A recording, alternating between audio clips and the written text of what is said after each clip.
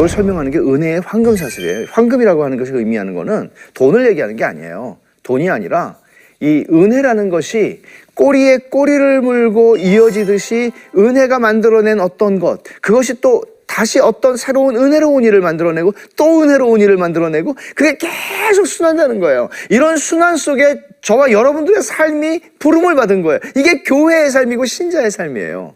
이걸 좀 보자고요. 어떻게 일어나는지. 근데 그게 뭐하고 관계가 있어요? 돈과 관계가 있어요. 바울 사도가 이 모금을 위해서 세 사람을 천 거예요. 바울 사도가 자, 내가 다 잘 관리할 테니까 나만 믿고 맡기세요. 그렇게 말하지 않아요. 첫 번째 인물 디도예요. 디도는 바울의 오른팔이라고 할 수 있는 사람이에요. 디모데와 함께. 근데 고린도 사람들이 그냥 아무 배경 없이 내가 디도한테 맡겼어. 디도가 재정을 잘 처리할 테니까 헌금 많이 하쇼. 이렇게 말했다라면 그러면 사람들이 자기 사람 세워놓고 뭐 자기가 하는 거나 마찬가지인데 이런 식으로 이해할 수 있을 거예요. 근데 디도가 지금 어떤 일들이 있었나요? 중간 편지를 가지고 고린도에 갔죠. 그리고 그 편지를 전해주는 그 디도의 마음이 바울의 마음하고 동일했어요. 그리고 그 사람들이 고린도 사람들이 회개했어요. 그러자 디도에게 큰 기쁨이 임했고 안심을 하는 마음이 생겼어요. 고린도 사람들과 바울의 관계만이 아니라 이제는 디도와 고린도 사람들 사이에 깊은 사랑이 생기기 시작한 거예요. 연대의식이 생기기 시작한 거예요. 그런 배경을 가지고 바울 사도가 디도, 여러분들이 신뢰하는 그 디도를 내가 세워서 이 재정을 맡깁니다 라고 말하는 것이죠. 저희를 위하여 같은 간절함을, 고린도 사람들을 위해서 간절함을 디도의 마음에도 주신 하나님께 감사한다. 그러니까 디도가 마음이 없으면 할 수가 없죠. 근데 간절한 마음, 고린도 사람들이 향한 간절한 마음이 있어서 디도에게 이 일을 맡긴다는 거예요. 그가 권함을 받고 더욱 간절함으로 자원하여 너희에게 나아갔다. 디도에게 맡기는 이유입니다. 또 있어요. 디도로 말하면 나의 동료여 너희를 위한 나의 동역자.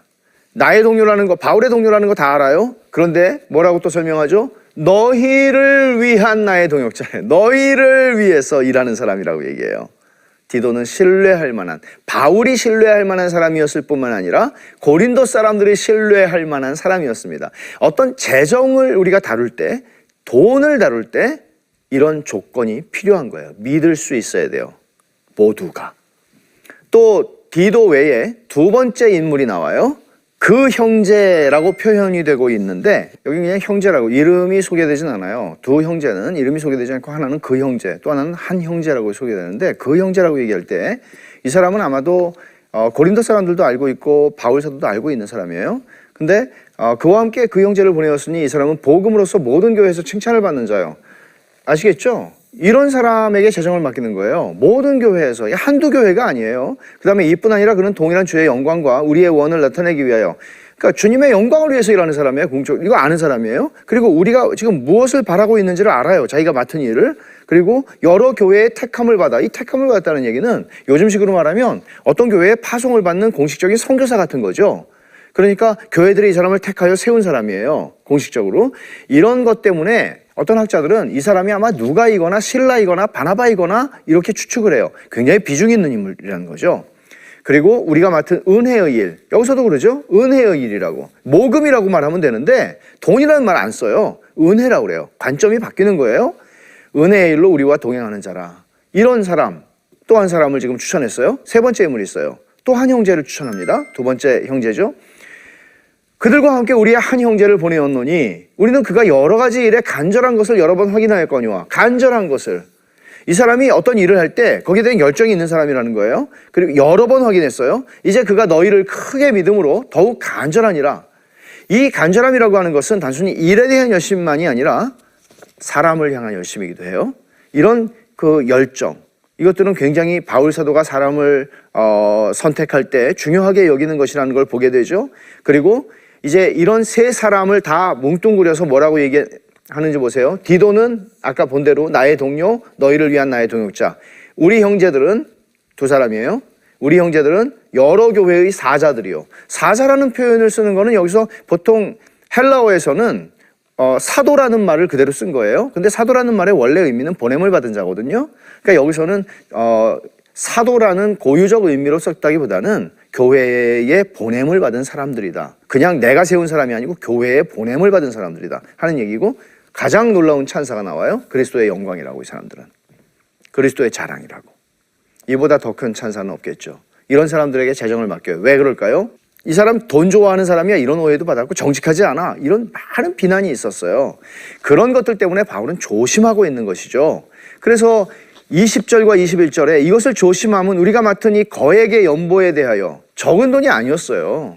여러 교회에서 모았기 때문에 아무도 우리를 비방하지 못하게, 어떤 구설수에도 휘말리지 않도록 하기 위해서 조심한다는 거죠. 조심한다는 거예요. 돈은 조심해야 돼요.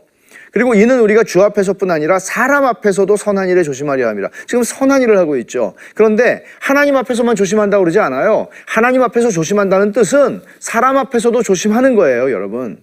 이게 돈 때문에 한국 교회가 얼마나 많이 넘어지기 쉽고 정말 문제도 많겠습니까? 이 바울이 지금 돈을 어떻게 다루는지를 우리가 봐야 돼요. 여기서 우리가 너무 많이 넘어지기 쉬워요. 사람 앞에서도 조심하는 거예요. 이게 지금 세 사람을 세우는 이유예요. 바울 사도가 자기가 직접 하지 않고, 또 고린도 교회 성도들의 회개의 진정성이 연보를 마치는 데 달려있다는 것도 바울이 얘기해요. 너희가 진짜 회개했으면 너희의 그 회개를, 참된 회개를 하나님의 한 형제들, 하나님 안에서 한 형제들을 돕는 일에 너희가 이 연보를 잘 맞춰야 된다. 8장 24절. 그러므로 너희는 여러 교회 앞에서 너희의 사랑과 너희에 대한 우리의 자랑의 증거를 그들에게 보이라. 이거 회개의 증거를 보이라는 얘기죠. 바울 사도는 이 연보에 대한 이야기, 이거 우리가 헌금으로 적용할 수 있는데, 미리 준비해서 연보를 맞춰야 할 이유를 얘기해요. 미리 준비한다는 말이 9장 1절부터 5절까지 많이 나와요. 반복해서. 준비해. 왜? 급하게 하지 말라는 거예요. 바울이 이제 온대. 그러니까 우리 큰일 났다, 부산을 떨면서 막 그렇게 하지 말라는 거예요. 억지로 하지 말래요. 준비하지 않으면 억지로 하기가 쉬워요. 즐겁게 하라고 그래요, 헌금을 할 때. 그리고 모금액을 채우는 게 바울의 목표가 아니라는 것이 분명해요. 그러면 준비해서 우리의 수입에 따라서 고린도전서 16장 1절과 2절에서 주일마다 모일 때 내라는 거예요. 그렇게 준비해 놓으라. 5절을 보세요. 내가 이 형제들로 먼저 너희에게 가서 너희가 전에 약속한 연보를 미리 준비하게 하도록 권면하는 것이 필요한 줄 생각하였노니, 그러니까 미리 디도와 두 형제를 보낸다는 거죠. 이렇게 준비하여야 참 연보답고 억지가 아니니라. 준비하지 않고 드리는 건 충동적으로 드리기 쉽고, 많이 드릴 수 있을지 몰라도 집에 가면 딴 생각 나는 거죠. 시험 드는 거죠. 준비해서, 그리고 자기의 수준에 맞춰서 믿음으로 은혜 받은 것에 대해서, 그리고 하나님의 축복을 믿음으로 드리라는 거예요. 여기서 연보라는 말 조금 이해를 하죠. 9장 5절에서 두 번 연보라는 말을 쓰는데, 이 연보라는 말은 8, 9장 다른 곳에서 쓰는 연보라고 번역된 말하고는 다른 단어를 썼어요, 바울이. 이거는 gift, 선물이라는 뜻이에요. 근데 정확하게 말하면 1차적으로는 이게 축복을 의미해요. 하나님의 선물. 그리고 2차적인 의미는 풍성하다, 넉넉하다, 많다, 이런 뜻이 있어요. 고린도 교회가 받은 이 물질, 이게 하나님의 축복이라고 이해를 해야 된다는 거죠. 우리가 가진 게 다 하나님의 축복이에요. 이 축복을 나누라는 얘기를 하고 있는 거예요. 그러니까 연보라는 말을 우리가 제대로 이해를 하면, 이거는 헌금이라는 말하고 약간 다르게, 헌금은 하나님께 드려지는, 하나님께 드리는 것이라는 개념이 강하다면, 연보라는 것은 뭐 수재 의연금처럼 이렇게 어려운 일을 당한 형제들을 돕는 차원에서 구제를 하는, 사랑하는 그런 차원에서 연보라는 말이 사용이 되는 거예요. 근데 그 연보의 특징은 뭐죠? 너그럽게, 후하게, 풍성하게 나눠져야 되는 것이에요. 이런 부분들을 이해를 하면 6절에 적게 심는 자는 적게 거두고 많이 심는 자 많이 거둔다. 여기 적게 심는다고 그랬을 때 이 적게 심는다, 많이 심는다, 이거는 양에 대한 문제를 사실 말하는 게 아니에요. 적게 심는다고 했을 때 이거는 인색하다는 뜻이에요. 인색하게 심지 말라는 거고요. 여기 많이 심고 많이 거둔다는 말을 할 때 이 많이라는 말은 축복이에요. 축복. 하나님의 축복을 심으라고, 그래서 하나님의 축복을 또 거두라고. 이게 은혜의 원리거든요. 은혜의 황금사슬이에요. 그러니까 이거를 이제 바울 사도가 설명을 하는데, 하나님이 주시는 은혜가 너희로 하여금 모든 착한 일을 넘치게 하게 했다고 8절에 얘기해요. 8절 보세요. 하나님이 능히 모든 은혜를 너희에게 넘치게 하시나니 이는 너희로 모든 일에 항상, 가끔이 아니고 항상 모든 것이 넉넉하여 모든 착한 일을 넘치게 하게 하려. 여러분, 바울이 지금 어떤 얘기를 하고 있는지 아시겠어요? 하나님의 관대하심을 보여주는 단어들이 너무 많이 나와요. 8절에 넘치게, 넉넉하여, 10절 풍성하게, 더하게, 더하게는 무성하게라는 뜻이거든요. 또 11절에 넉넉하게, 너그럽게, 12절 많은 감사, 넘쳤느니라, 13절 후한 연보, 14절 지극한 은혜, 15절 말할 수 없는. 무슨 얘기예요? 이렇게 풍성함을 바울사도는 연보라고 하는 개념에서 이 풍성함을 강조하는 거예요. 넉넉함, 후함을 강조하는 거예요. 모든 착한 일이라고 그랬는데 그 착한 일이 뭐였어요? 고린도 사람들에게는 구체적으로 너그럽게 연보를 하는 거죠. 예루살렘 교회를 위해서. 그럼 너그럽게 연보를 하면 이게 어떤 결과를 만들어내죠? 성도들의 부족한 걸 보충해요. 누구? 예루살렘 성도들의 부족한 걸 보충해요. 이건 실제적인 결과예요. 그렇죠? 또 하나, 저희가 예루살렘 사람들이 너희를 위하여 간구하고 사모하고, 간구하며 사모하고, 그들이 너희를 위하여 간구하며 하나님이 너희에게 주신 지극한 은혜로 말미암아 너희를 사모하느니라. 너희를 위해 기도한대요, 그들이. 우리는 돈을 보냈는데 그들은 우리에게 기도를 보내는 것이죠. 그리고 너희를 사모한대요. 아, 우리가 혼자가 아니구나. 정말 보지도 못한 이방인 교회들을 향해서 우리가 주 안에 형제구나. 형제 사랑을 경험하는 거예요. 또 거기서 끝나지 않아요. 그들이 하나님께 감사하게 돼요. 그래서 하나님께 감사하게 하는 것이라, 또 12절 하반절에 사람들이 하나님께 드리는 많은 감사로 말미암아 넘쳤느니라. 감사함이 넘친다고 얘기를 하는 거예요. 근데 여기서 끝나지 않아요. 황금사슬은 그리스도의 복음을 진실히 믿고 복종하는 것을 고린도 사람들이 증명한 셈이 되는 거예요. 이 일을 통해서. 13절이에요. 이 직무는 뭐예요?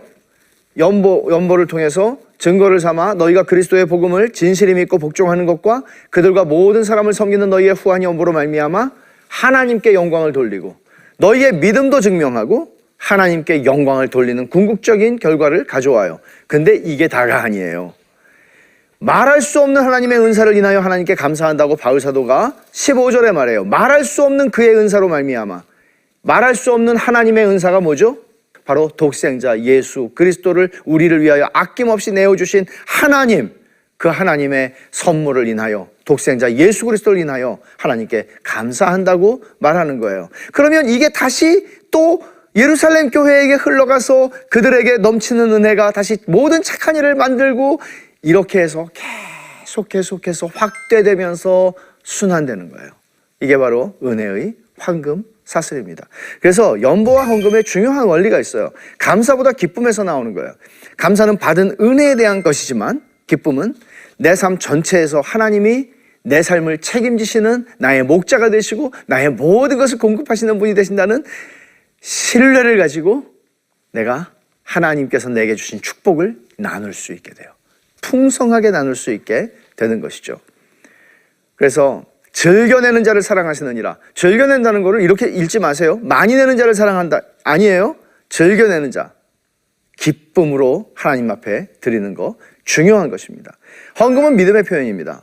믿음의 표현이라는 말은, 믿음은 하나님께서 우리를 위해 행하신 일과 행하고 계시는 일, 그리고 행하실 일로 인해 우리가 여전히 만족하게 될 것이라는 하나님을 향한 지속적인 신뢰예요. 이런 믿음이 없으면 우리는 돈을 믿게 돼요.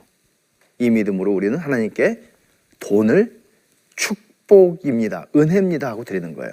세 번째, 헌금은 사랑의 표현이에요. 무슨 말이에요? 사랑은 다른 사람에게 언제나 베풀기를 기뻐하시는 하나님 안에서 누리는 기쁨의 흘러넘침이에요. 이게 우리의 헌금 생활에서 중요한 원리가 되어야 돼요. 적용하죠. 돈을 어떻게 사용하는가, 우리의 정체성을 증명하는 거예요. 여러분이 은혜 받은 증거를, 돈을 여러분이 어떻게 사용하는가를 통해서 증명하셔야 되는 거예요. 이건 우리의 숙제예요. 여러분이 돈을 어떻게 쓰시는가는 여러분의 신앙을 보여주는 것이에요. 지표예요. 두 번째, 우리는 은혜를 통해 후히 주시는 하나님의 성품을 닮아가는 것입니다.